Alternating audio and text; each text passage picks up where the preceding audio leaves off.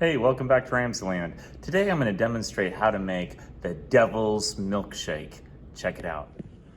All you need for this lab, of course, is some good whole milk and a little bit of potassium permanganate. Start by filling a beaker with 100 milliliters of milk.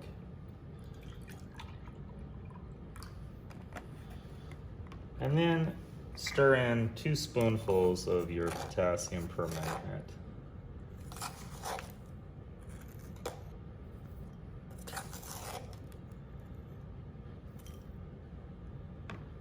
And stir your mixture.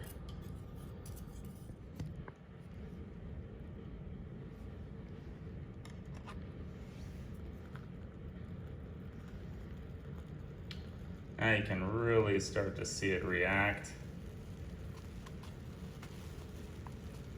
Pretty amazing. You can feel heat coming off of it. It's very exothermic. The devil's milkshake in RamZland. Very light. So basically what you have here is whenever you mix an acid with a base, it's a neutralization reaction. You get salt and water. When you mix potassium permanganate in milk, it reacts with the lactic acid with the milk and it creates potassium lactate. So there you have it. The devil's milkshake in RamZland.